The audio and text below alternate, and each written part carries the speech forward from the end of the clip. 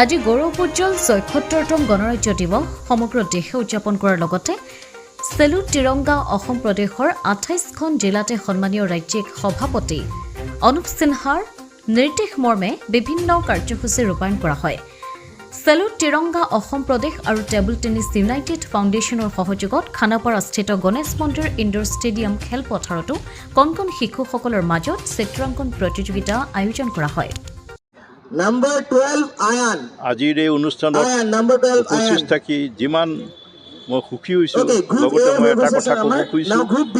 এই চেলুট তিৰংগা ঋষিকেশ অসমৰ চেতিয়া। যি সভাপতি আৰু ৰাষ্ট্ৰীয় কমিটিৰ সদস্য অনুপ সিনহা ডাঙৰীয়া তেখেত আজি অনুপস্থিত। বিশেষকৈ তেখেতে যিহেতু নেকি চেলুট তিৰংগা অসমে প্ৰায় ৩০খন জেগাত অসমৰ Group B, বেলেগ ঋষিকেশ বেলেগ চেতিয়া অনুষ্ঠান sir. পাতিছে, তাৰ Second প্ৰসাৰ সংখ্যা। প্ৰচাৰৰ কাৰণে ব্যস্ত আছে, গতিকে Number two, তেখেত second উপস্থিত সংখ্যা। নাই, Number 3 থাকিব পৰা Abhigyan নাই। Burman. কিন্তু তেখেতৰ এইটো মোক জনাইছে মোৰ জৰিয়তেই তেখেতেও ইয়াত উপস্থিত সমূহ ৰাইজক আজিৰ দিনটোৰ শুভেচ্ছা, ৰিপাব্লিক ডেৰ শুভেচ্ছা জ্ঞাপন কৰিছে। সকলোৱে যাতে নম্বৰ মই আছে ন ইয়াত।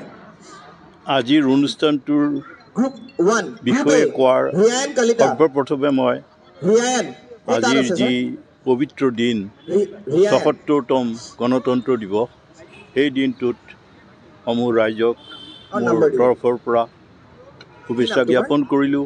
আজি এক পবিত্ৰ দিন, ৭৭ বছৰ আমি নেক্সট আমাৰ কনষ্টিটিউশ্যন ৰিপাব্লিক পোৱা হৈ গ'ল, ৭৭তমত ভৰি দিলোঁ। সেই ৭৭তম গণতন্ত্ৰ দিৱসৰ উপলক্ষে এই খানাপাৰা ষ্টেডিয়ামত টেবুল টেনিছ ইউনাইটেড ফাউণ্ডেশ্যনৰ লগত সংযুক্তি ৰাখি সহযোগিতা কামনা কৰি চেলুট তিৰংগা অসমে ইয়াত বিভিন্ন কাৰ্যসূচী লৈছে, তাৰ মাজতে এখন চিত্ৰাংকন প্ৰতিযোগিতা পাতিছে। তাৰপিছত আহিব তানিশী কাশ্যপ।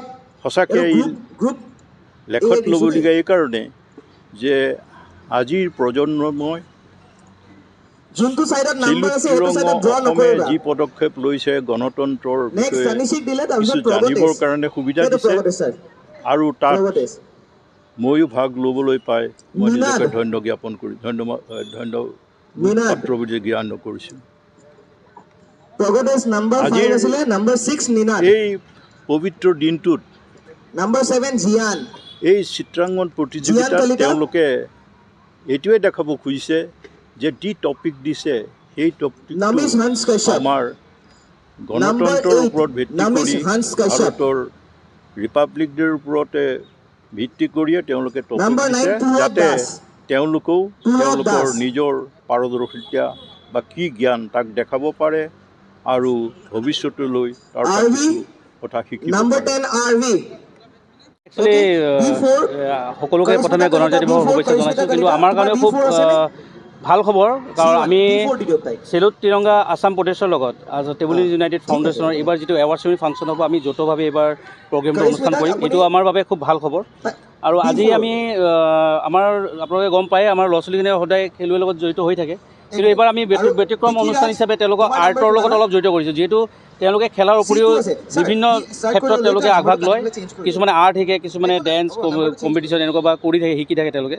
তো তেওঁলোকে যাতে সেই প্লেটফৰ্মটো আমি তেওঁলোকক খেলুৱৈসকলকো অলপমান দিব পাৰোঁ। আৰু আমি আছাম চেলুট তিৰংগা আছাম প্ৰদেশকো ধন্যবাদ জনাইছোঁ অনুপ সিনহা তেখেতে যে এনেকৈ আগবাঢ়ি আহিছে আমাৰ লগত যৌথভাৱে প্ৰগ্ৰেমটো কৰিবলৈ। তো সেইকাৰণে আমাৰ খুবেই ভাল লাগিছে, আমাৰ অভিভাৱকসকলেও খুবেই ভাল পাইছে। ইয়াত যিখিনি আমাৰ কিছুমান সভ্যসকল উপস্থিত আছে, আমি তেওঁলোকক স্পেচিয়েলি আমন্ত্ৰণ কৰি আনিছিলোঁ আজি গণতন্ত্ৰ দিৱস উপলক্ষে।